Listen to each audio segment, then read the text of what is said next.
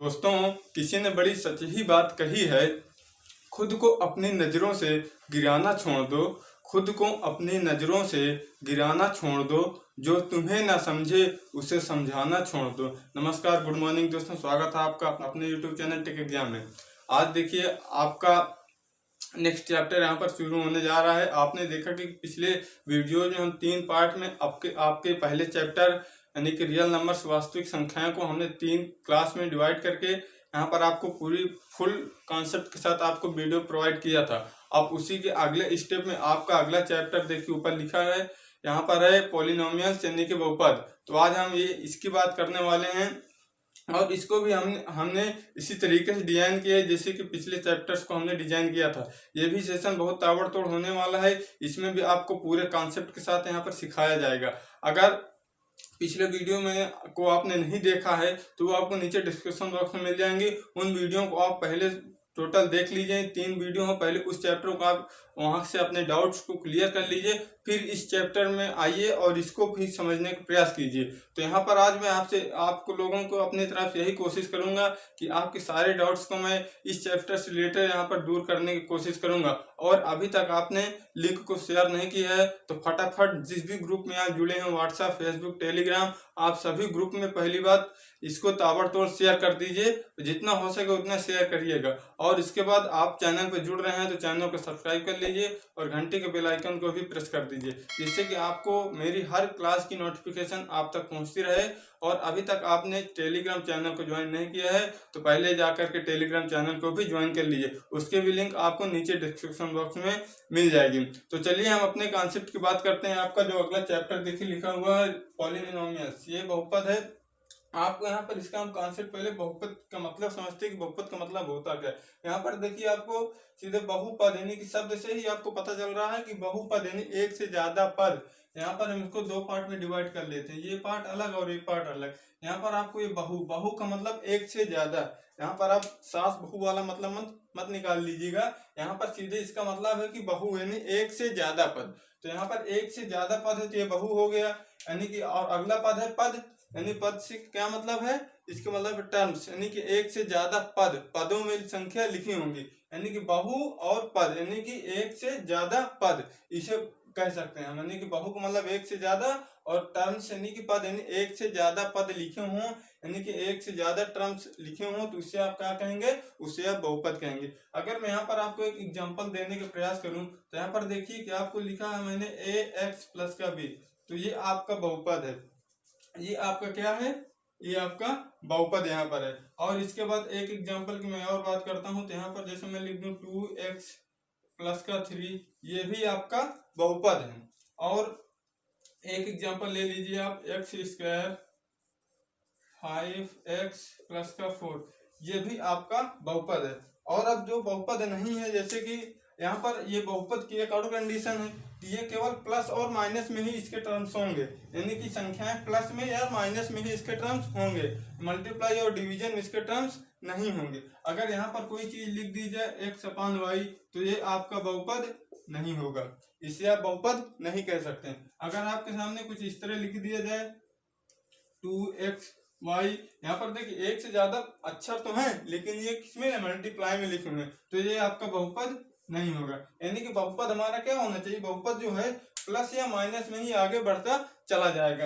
यहाँ पर देखिए प्लस है और एक मैं माइनस का मान लीजिए ले लिया, ये इस तरीके से ये आपका बहुपद बढ़ता चला जाएगा। आई होप कि आपने बहुपद से रिलेटेड कॉन्सेप्ट को क्लियर किया होगा। और आगे बहुपद से मैं और आगे की जो समस्या है उनको मैं आपको दूर करने का प्रयास करता हूँ। यहाँ पर जैसे मैं ले लेता हूँ एक्स स्क्वायर माइनस का 5x प्लस का 4। अब इसमें आपको बहुपद की और कंडीशन है कि जो यहाँ पर आप 2 ले लीजिए, हाँ, और जैसे यहाँ पर लिखा हुआ 2 तो ये बहुपद है, लेकिन यहाँ पर जो आपका ये 2 लिखा है ये कभी चेंज नहीं होगा। यानी कि ये हमेशा क्या होगा, कांस्टेंट होगा, ये कभी भी चेंज नहीं होगा, ये हमेशा क्या होगा, कांस्टेंट होगा। और यानी कि ये 2 है तो एक 2 3 हो सकता है, इस तरीके से चेंज होगा, लेकिन ये क्या होंगी, हमेशा एक रियल नंबर्स होंगी। ए बी सी हमेशा ये, यानी कि ये हमेशा क्या होंगी, एक रियल नंबर्स होंगे। और यहाँ पर जो आपका वेरिएबल्स यानी कि 2 तो आपका कांस्टेंट हो गया, तो कभी चेंज नहीं होगा, हमेशा रियल नंबर ही होंगी। लेकिन जो ये आपका एक्स स्क्वायर लिखा है, ये वेरिएबल्स यानी कि जो चर राशि आपके सामने लिखी हुई है, यहाँ पर चर और अचर को आपको मैं बता देता हूँ। चर राशियां वो होती हैं जैसे कि एक्स वाई जेड, आप इस तरह से नोट करते हैं X Y Z U V A B C D, यानी इस तरह के कोई भी आप अक्षर ले रहे हैं यानी वर्ड ले रहे हैं तो आपके क्या हो जाएंगे चर। और अचर की बात करें तो यानी कोई संख्या, अगर कोई संख्या आप ले रहे हैं तो आपकी क्या है, अचर राशि है। अब आगे यहाँ पर देखिए, मैं यहाँ पर बता दी हूँ कि 2 हमेशा कांस्टेंट रहेगा, यानी कि जो इसकी संख्याएं हैं वो तो हमेशा कांस्टेंट रहेंगी, वो तो कभी चेंज नहीं होंगी। और यानी कि इसमें 2 है तो 2 ही तो हमेशा रहेगा, ये कभी चेंज नहीं होगा। और यहाँ पर जो एक्स स्क्वायर है, यहाँ पर ये हमेशा चेंज होता रहता है, यानी कि ये जो वेरिएबल्स है आपका, ये इसकी मैं बात करूँ तो ये आपका हमेशा चेंज होता रहता है, वेरिएबल्स हमेशा चेंज होता रहेगा, ये आपका हमेशा चेंज होता रहता है। और एक कंडीशन इसकी है, दूसरी कंडीशन की मैं बात करूँगी, कभी भी इसकी जो घात है, बहुपद की घात निगेटिव नहीं हो सकती है, यानी कि नॉन निगेटिव इंटीजर, यानी कि आपकी जो इसकी बहुपद की घात होगी वो कभी भी निगेटिव नहीं हो सकती। और इसको आप स्टैंडर्ड फॉर्म में लिखेंगे, यानी कि घातों के घटते क्रम में लिखना है इनको आपको, या घातों के बढ़ते क्रम में लिखिए या घातों के घटते क्रम में लिखिए, इस तरीके से आप इनको लिखना है। यहाँ पर देखिए आपको ऊपर जो है पहली कंडीशन मैंने क्या बताई, कांस्टेंट हो गई है जो आपकी ये संख्या है। दूसरी कंडीशन आपको क्या बताई कि वेरिएबल्स होंगे, यहाँ पर क्या होंगे, वेरिएबल्स होंगे। और थर्ड कंडीशन है, इसको आपको स्टैंडर्ड फॉर्म में लिखना है, इसको आपको क्या लिखना है, स्टैंडर्ड फॉर्म में लिखना है, इसको आपको हमेशा स्टैंडर्ड फॉर्म में ही लिखना है। या तो आप अवरोही क्रम में लिखिए या तो आप अवरोही क्रम में लिखिए, असेंडिंग ऑर्डर या डिसेंडिंग ऑर्डर में आपको इनको लिखना है। जैसे कि यहाँ पर लिखा हुआ है 2x² माइनस 5x प्लस का 4, तो आप इसको इस तरह भी लिख सकते हैं, माइनस का 5x, यानी कि यहाँ पर आप इसको इस तरह की लिख सकते हैं 4 माइनस का 5x प्लस का 2x²। यहाँ पर देखिए घटते क्रम में था 2 1 0, यहाँ पर 0 1 2, तो इस तरह से आप इनको लिख सकते हैं। आई होप कि आपने यहाँ पर बहुपद का मतलब यहाँ पर समझ लिया है कि पहला जो है ये 2 हमेशा कांस्टेंट रहेगा, ये कभी भी चेंज नहीं होगा इस बहुपद में। और वेरिएबल्स आपके हमेशा चेंज होते रहते हैं, एक्स का मान आप 2 रख दे 3 रख दे, एक्स का मान कुछ भी हो सकता है 1 2 3 4 कुछ भी आ सकता है, माइनस में आ सकता है प्लस में आ सकता है। और इसकी जो पावर होगी वो नॉन निगेटिव होगी, यानी कि इसकी पावर आपकी कभी भी निगेटिव नहीं हो सकती, यानी कि इस तरीके x माइनस के 1/2 यानी x की पावर -2, ये कभी भी नहीं होगा, ये आपको ध्यान रखना। और सेकंड बात, यहाँ पर ये इसका जो घातों का क्रम होगा वो स्टैंडर्ड होगा, यहाँ पर जो घातों का क्रम होगा हमेशा क्या होगा, स्टैंडर्ड होगा, या तो असेंडिंग ऑर्डर में होगा या तो डिसेंडिंग ऑर्डर में होगा, या अवरोही या आरोही क्रम में, इस तरीके से ये होगा। तो यहाँ पर आप बहुपद देख लीजिए। अब हम बहुपद के प्रकारों की बात करते हैं। इसके बेसिकली दो मतलब प्रकार तो इसके हैं कई सारे, लेकिन दो मुख्य रूप से प्रकार, एक घातों के आधार पर और एक इसके पद के आधार पर, यानी कि बहुपदों के प्रकार पद के आधार पर और घातों के आधार पर। तो चलिए हम उसकी फटाफट बात कर लेते हैं, फिर अपनी प्रश्नावली के ऊपर और बढ़ते हैं। तो चलिए हमने यहाँ पर आपको प्रकार लिख दिए हैं बहुपद के। देखिए types of polynomials on the, यहाँ पर लिखा हुआ on the basis of terms, यानी कि ये पदों के आधार पर पॉलिनोमियल्स के प्रकार, यानी कि बहुपद के प्रकार पदों के आधार पर। यहाँ पर सबसे पहले आपको दिखा है मोनोमियल, यानी कि एक पद जिसमें केवल एक पद होगा, दो पद नहीं केवल एक पद, जैसे कि 2x केवल 2, 5x³ माइनस 5y², यानी कि जिसमें केवल एक पद होगा, केवल एक पद, वो आपका क्या हो जाता है, मोनोमियल, यानी कि एक पदी। यानी कि बहुपद जो है, जो एक पदी हो गया वो बहुपद कभी नहीं होगा, यानी कि ये बहुपद नहीं है, ये केवल एक पदी बहुपद, इनको आप कहेंगे एक पदी बहुपद, इनको आप बहुपद नहीं कह सकते, इन्हें आप कहेंगे एक पदी बहुपद। यानी कि जो मोनोमियल हो गया वो कभी भी बहुपद नहीं होगा। और यहाँ पर दिए गए है बाइनोमियल, यानी कि द्विपद, यानी जिसमें दो पद होंगे, जिसमें दो पद होंगे वो आपके क्या होंगे, बाइनोमियल, यानी कि द्विपद। यहाँ पर देखिए लिखा है, यहाँ पर आपको द्विपद नहीं दिख रहा होगा, तो ये दो द्विपद लिखा हुआ, इसको आप मार्क कर लीजिए, थोड़ा सा फ्लैश ज्यादा इसलिए नहीं दिख रहा है। और P x x square minus x ये बहुपद हो जाएगा। ये द्विपद बहुपद इसको कह सकते हैं और इसे आप बहुपद भी कह सकते हैं, क्योंकि इसमें एक से ज्यादा पद है। अभी मैंने आपको बताया कि जिसमें एक से ज्यादा पद होंगे वो तो बहुपद होता ही है, लेकिन इसे आप द्विपद कह सकते हैं क्योंकि इसमें दो पद। देखिए यहाँ पर नाम से ही डिफाइन हो जाता है कि एक पद ही एक पद होगा, द्विपद ही दो पद होगा। तो यहाँ पर एक्स स्क्वायर माइनस का वाई की पावर 13 प्लस का 1, तो ये हो गया। अब यहाँ पर लिखा हुआ है ट्राइनोमियल, यानी कि जिसमें तीन पद हो गए, त्रिपद बहुपद। अब ये तो देखिए बहुपद तो है ये, क्योंकि एक से ज्यादा पद हैं और इसे आप कह सकते हैं देखिए एक्स स्क्वायर प्लस का 1 और root 5 plus X minus X square. तो इस तरह से आपके हो गए ये बहुपद के प्रकार पदों के आधार पर। अब बात करते हैं इसको घातों के आधार पर बहुपद कितने होते हैं। इसी तरीके से और आप बनाते चले जाएंगे तो ये बढ़ते चले जाएंगे, यानी कि कई अनंत तक ये बढ़ते चले ही जाएंगे, यानी कि और पद यहाँ पर लिखेंगे तो इसमें आप एक पद का देखेंगे 4 टाइप वाला बहुपद, 5 टाइप, 6 टाइप, इस तरीके से बहुपद बनते चले जाएंगे। तो चलिए अब बात करते हैं हम घातों के आधार पर बहुपद कितने प्रकार के होते हैं। दोस्तों आपको याद दिला दूं कि अभी तक आपने सेशन को शेयर नहीं किया तो आप पहले सेशन को शेयर कर दीजिए। अगर कोई कमियां हों, जो अगर आपको वीडियो अच्छा लग रहा हो तो पहली बात इसको शेयर कर दीजिए अपने सभी ग्रुपों में और चैनल को सब्सक्राइब कर लीजिए जो बच्चा नया जुड़ता जा रहा है, और एक लाइक कर दीजिए। अगर कोई कमियां सेशन में आ रही हो, कोई गलतियां हो तो आप कमेंट बॉक्स में कमेंट कर सकते हैं और अपने डाउट्स को आप क्लियर कर सकते हैं। तो यहाँ पर हमने अगले स्टेप की बात की और अगला हमारा कॉन्सेप्ट था कि types of polynomials on the basis of degree and exponent, यानी कि आपके जो बहुपदों के प्रकार हैं ये आपके घातों के आधार पर हैं। यहाँ पर होगा घातों के आधार पर, यानी कि डिग्री के आधार पर ये आपके पॉलिनोमियल्स के प्रकार हैं।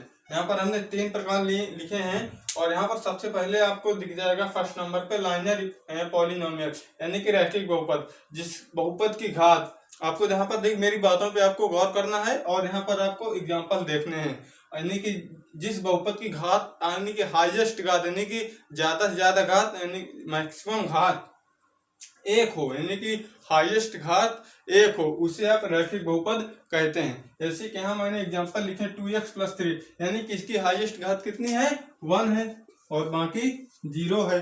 तो यानी कि जिसकी हाईएस्ट घात 1 हो वो आपका रैखिक बहुपद हो। तो इस तरीके यहाँ √3 × x, यहाँ पर ये इंटू है और यहाँ प्लस का 5 है और y प्लस का √2, यहाँ पर देखिए एक घात है ओनली, यहाँ पर भी एक घात है, आगे 0 है और फिर आगे है x - 11/2 यानी 11/2, ये आपका रैखिक बहुपद है। और इसका स्टैंडर्ड फॉर्म आप क्या कह सकते हैं, ax + b, ये ax + b इसका आप स्टैंडर्ड फॉर्म कह सकते हैं। और जो a और b हैं ये आपके रियल नंबर हैं, ये हमेशा चेंज होती रहती है। अभी मैंने आपको बताया, यानी कि ये हमेशा कांस्टेंट रहती है, कभी चेंज नहीं होती हैं। यानी कि एक रैखिक बहुपद आपको दे दिया जाए, यानी कि मैं बोलता हूँ जैसे 2x + 3, तो आपका 2 और 3 ही रहेगा और ये x का मान आपका चेंज हो सकता है, x का मान कुछ भी हो सकता है। अब आइए अगले स्टेप में बढ़ते हैं। तो आपका क्वाड्रेटिक पॉलिनोमियल्स, और यहाँ पर ये द्विघात बहुपद लिखा हुआ है, द्विघात बहुपद दिख नहीं रहा होगा तो आप यहाँ समझ लीजिए द्विघात बहुपद। तो इसको एग्जांपल्स के यहाँ पर लिखे हुए और इसको मैं बात करूँ, यानी कि जिस बहुपद की हाईएस्ट घात, जिस बहुपद की हाईएस्ट घात 2 हो, यानी कि जो हाईएस्ट घात है वो केवल 2 हो, तो उसे आप कहते हैं द्विघात बहुपद। अब यहाँ पर आप पदों को पद वाले प्रकार से यहाँ पर कंफ्यूज मत होइएगा कि यहाँ पर 2 पद है, यहाँ पर भी 2 पद हो गए। यहाँ पर आपको पद से कोई लेना देना नहीं है, यहाँ पर आपको केवल इतना देखना है कि घात हाईएस्ट कितनी। अगर हाईएस्ट घात 1 है, यानी कि डिग्री हाईएस्ट 1 है, तो आपका रैखिक बहुपद हो जाएगा। अगर हाईएस्ट डिग्री 2 है तो आपका द्विघात बहुपद हो जाएगा, यानी क्वाड्रेटिक इक्वेशन हो जाएगा। यहाँ से 2x² प्लस का 3x माइनस का 2/5 है। अगला है y² - 2 और यह 2 - x² प्लस का √3x, और नीचे इसके स्टैंडर्ड फॉर्म की बात करेंगे तो ax² प्लस का bx प्लस c इसका स्टैंडर्ड फॉर्म हो जाएगा। और यहाँ पर जो a b c है आपके रियल नंबर्स हैं। अब देखिए अगले स्टेप की बात करते हैं, क्यूबिक पॉलिनोमियल, यानी कि त्रिघात बहुपद, यानी कि वो बहुपद जिसकी हाईएस्ट घात 3 हो। उसी स्टेप में आप आगे आएंगे, यानी कि वो बहुपद जिसके हाईएस्ट घात 3 हो उसे आप कहेंगे त्रिघात बहुपद, क्यूबिक बहुपद। यहाँ पर एग्जांपल्स की बात करेंगे 2x - x³ और x³। देखिए यहाँ पर एक पद है ना, लेकिन इसके हाईएस्ट घात क्या है, एक पद ही बहुपद है ये, लेकिन इसकी हाईएस्ट घात क्या 3, तो ये आपका त्रिघात बहुपद हो जाएगा। यहाँ पर 3 - x² प्लस x³ ये आपका क्या हो गया, त्रिघात बहुपद। और 3x³ - 2x² प्लस का x प्लस का 1 ये आपका क्या हो गया, त्रिघात बहुपद होगा। और इसकी स्टैंडर्ड फॉर्म की बात करेंगे तो होगा ax³ प्लस का bx² प्लस का cx प्लस का 1, जो a b c और ये आपकी क्या है, यहाँ पर देखिए 1 नहीं होगा, d होगा, यहाँ पर d होगा। a b c d आपकी क्या है, रियल नंबर्स हैं। तो ये आप देखिए इसके प्रकार को समझ लिए हैं। अब हम चलिए आगे के कॉन्सेप्ट की बात करते हैं जो आपको आपकी प्रश्नावली को हल करने में आसानी देगा। तो ये तो आप अभी तक केवल बहुपद समझ रहे थे, लेकिन आपको अब क्वेश्चंस कैसे करने हैं आपकी प्रश्नावली 2.1 हम अब स्टार्ट करने वाले हैं। तो आपसे फिर एक बार कह रहा हूँ कि अभी तक आपने सेशन को शेयर नहीं किया, अगर आपको सेशन पसंद आ रहा है तो एक बार शेयर कर दीजिए, और जो नया बच्चे जुड़ता जाए चैनल को सब्सक्राइब कर लेगा और घंटे के बेल आइकन को प्रेस कर देगा और एक लाइक कर देगा। तो चलिए हम अगले कॉन्सेप्ट की बात करते हैं। एक्सरसाइज 2.1 स्टार्ट करने से पहले आपको इसके कॉन्सेप्ट को समझना होगा। यहाँ पर मैं बात करता हूँ कि एक मेरे पास मान लीजिए कोई यहाँ पर बहुपद है, जैसे मैं लिख लेता हूँ 2x प्लस का यहाँ पर ले लेता हूँ 1, और इसके अब हम शून्य की बात करेंगे, यानी कि बहुपद के हल, यानी कि यहाँ पर आप लिख सकते हैं सॉल्यूशन बहुपद के हल, यानी कि शून्य, यानी कि आपका बहुपद के हल, या कह सकते हैं बहुपद के हल, इसको आप कैसे नहीं कि सॉल्यूशन ऑफ बहुपद कह सकते, पॉलिनोमियल कह सकते हैं। अब आप जो इसके बहुपद के हल का मतलब इसका शून्य, इसके आपको शून्य यहाँ पर पढ़ने हैं। यहाँ पर शून्य इसके होते क्या है ये आपको मैं बताता हूँ, यानी कि वो मान जो इस बहुपद में रखने पर इस बहुपद का मान शून्य हो जाए। जैसे कि यहाँ पर मैं ले लेता हूँ, इसको आप कर लीजिए इस तरीके से 2x माइनस का 2 मैं कर देता हूँ, इसको इतने करने में आसानी होगी। और ये px बराबर है, बहुपद के शून्य की बात करेंगे, यहाँ पर बहुपद के हल भी कह सकते हैं, इसे आप शून्य भी बोल सकते हैं, और यहाँ पे आप इसको इंग्लिश में जीरोज भी कहते हैं, इसे आप रूट्स भी कहते हैं, आप कंफ्यूज मत होइएगा, और इसे आप सॉल्यूशन भी कहते हैं, इसे आप सॉल्यूशन भी कह लेंगे। ये आप इसको 3 तरह से बांट सकते हैं। ये आपका शून्य हो जाएगा, और इसे आप मूल कह लेंगे, और इसे आप हल कह लेंगे। तो इस तरह से आप ये हिंदी और इंग्लिश में समझ गए। अब यहाँ पर एक बहुपद लिखा हुआ, तो मैं शून्य की बात कर रहा था। शून्य को होता है जो इस वैल्यू x का वो मान होता है जिससे इसके में रखने पर इसका मान शून्य हो जाए, यानी कि वो मान जो इस बहुपद में रखने पर उसका मान शून्य हो जाए, वो इसका क्या होता है, शून्य होता है। यानी कि ऐसा मान जो इस बहुपद में रखने पर या किसी भी बहुपद में रखने पर, जितने मैंने आपको बताए, उसका मान शून्य हो जाए तो वो उस बहुपद का शून्य कहलाता है। तो चलिए यहाँ पर मैं जैसे बात करता हूँ, तो यहाँ पर मैं x बराबर 2 रखूं, जैसे कि x बराबर 2 रखूं, x बराबर 2। अब आप देखिए यहाँ पर आप केवल आपको शून्य का ही बता रहा हूँ, और जब अगली प्रश्नावली पढ़ेंगे तो शून्य कैसे निकालते हैं वो आपको मैं वहां पर आपको सीखने को मिलेगा। यहाँ पर आपको केवल शून्य जानना है कि शून्य होता क्या है। तो यहाँ पर जैसे मैं x बराबर x का मान कुछ भी रखता हूँ, 2 रख देता हूँ, तो 2 माइनस का 2, तो यहाँ पर देखिए px बराबर 0 हो जाएगा, px बराबर 0। तो ये आपका क्या है, ये आपका शून्य हो जाएगा, ये आपका शून्य हो जाएगा, यानी कि x बराबर 2 रखने पर p का मान px का मान शून्य हो जा रहा है, यानी कि यहाँ पर आप p2 रख लीजिए, 2 रख लीजिए, यानी कि x बराबर 2 रखने पर इसका मान शून्य हो जाएगा, यानी कि इस बहुपद का जो शून्य है क्या है, 2 है। तो चलिए अब ये तो आप शून्य समझ गए, शून्य होता क्या है, यानी कि जीरोज होते गए हैं। अब इसको मैं आपको ग्राफ में डिनोट करके बताता हूँ।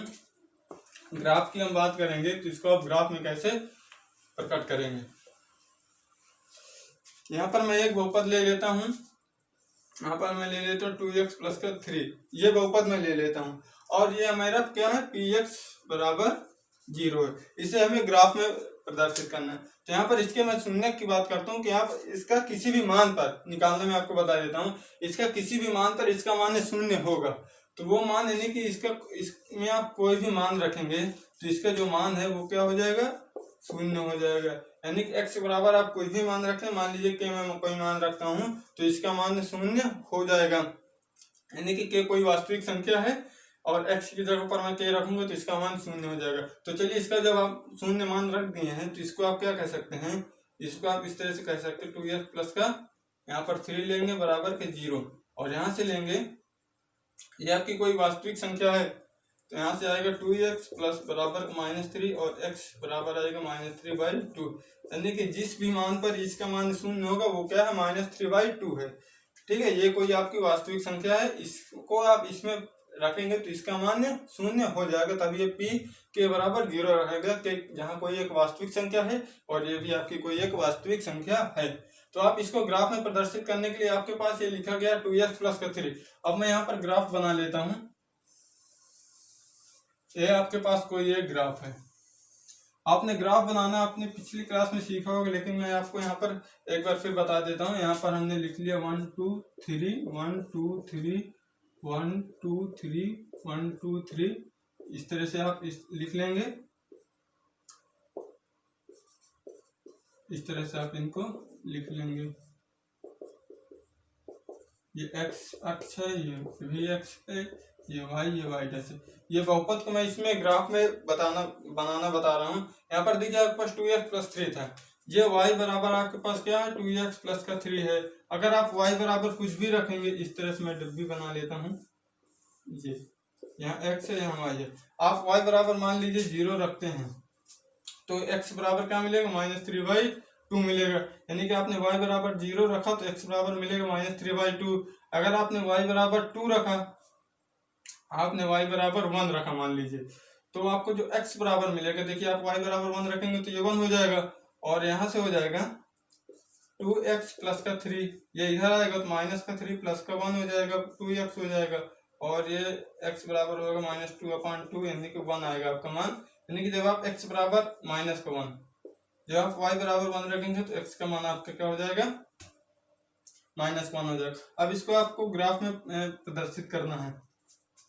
यहाँ पर हम बात करेंगे, देखिए सबसे पहले आपको y बराबर 0 तो x बराबर -3, यानी y 0, तो आपको यहाँ से कहीं जाना ही नहीं है, यानी कि यहाँ से आपको कहीं हिलना ही नहीं है। और ये 1.5 है, x अक्ष में माइनस की तरफ है, तो 1.5 कहीं ये 1 और 2 के बीच में आएगा, तो यहाँ पर एक आपका बिंदु हो गया -3/2। अब यहाँ ये आपका हो गया 0 और -3 के यहाँ पर एक बिंदु आ गया। अब आप यहाँ पर रखेंगे y का मान 1 है, यानी कि आप यहाँ पर कहीं पर जाएंगे, और एक x का मान -1 है, यानी यहाँ पर कहीं पर जाएंगे, और इस तरह से आप जाएंगे। यहाँ पर देखिए कहीं यहाँ पर आपको मिलेगा, यहाँ पर कहीं मिल जाएगा, और इसको आप इस तरीके से मिला देंगे, इन दोनों बिंदुओं को इस तरीके से मिला देंगे, तो ये आपका ग्राफ चला गया। और एक मैं आपको बता देता हूँ कि हमेशा रैखिक बहुपद का ग्राफ हमेशा एक सीधी लाइन ही मिलती है, यानी कि स्ट्रेट लाइन ही रैखिक बहुपद का ग्राफ मिलता है। और तो इस तरह से आप देखें हैं कि अगर यहाँ पर मैं शून्य की बात कर रहा हूँ, देखिए इसको जो एक ही शून्य है, यानी कि x अक्ष पे केवल एक बार ही काट रही है, यानी कि -3/2 है, यानी x अक्ष पे केवल एक बार काट रही है, यानी कि यहाँ पर आपने एक निकाला कॉन्सेप्ट कि x अक्ष पे रैखिक बहुपद x अक्ष को केवल एक बार ही काटेगा। अगर x अक्ष को केवल एक बार काट रहा है तो उसका शून्य केवल एक ही होगा, एक से ज्यादा शून्य नहीं हो सकते हैं। यानी कि रैखिक बहुपद अगर x अक्ष को एक बार काटा, एक बार काटेगा ही, या तो आप यहाँ पे ऐसे काट देगा, इस तरीके से काट देगा, या इस तरीके से काट देगा, या इस तरीके से काट देगा, या इस तरीके काट देगा। यानी कि जहां भी काटेगा x अक्ष को केवल एक ही बार काटेगा, और रैखिक बहुपद का जो हमेशा शून्य होगा वो केवल एक ही होगा, या तो काटेगा ही नहीं, या तो केवल इस तरीके से निकल जाएगी, या तो केवल इस तरीके से निकल जाएगी, या तो काटेगा नहीं, या तो उसके कोई शून्य नहीं होगा, उसके कोई जीरो नहीं होंगे। अगर काटेगी तो x अक्ष को केवल एक बार ही काटेगी तो उसके एक शून्य हो जाएंगे। अतः आप कह सकते हैं कि किसी भी बहुपद का, यानी कि किसी भी बहुपद का ग्राफ में अगर x अक्ष को काट रहा है, चाहे माइनस में चाहे प्लस में, अगर एक बार काट रहा है तो एक शून्य होगा, 2 बार काट रहा है तो 2 शून्य होगा, तो 2 बार के लिए आपको किसमें पहुंचना पड़ेगा, द्विघात बहुपद में पहुंचना पड़ेगा। तो चलिए द्विघात बहुपद की हम बात करते हैं। देखिए द्विघात बहुपद का जो ग्राफ होता है, यहाँ से आप समझ गए कि अगर x अक्ष को जितनी बार काटेगा उतनी बार उसके शून्य होंगे, यानी कि किसी बहुपद, कोई भी बहुपद x अक्ष को जितनी बार काटेगा उसके उतने ही शून्य होंगे। अगर द्विघात बहुपद की हम बात करते हैं, यानी कि आपका द्विघात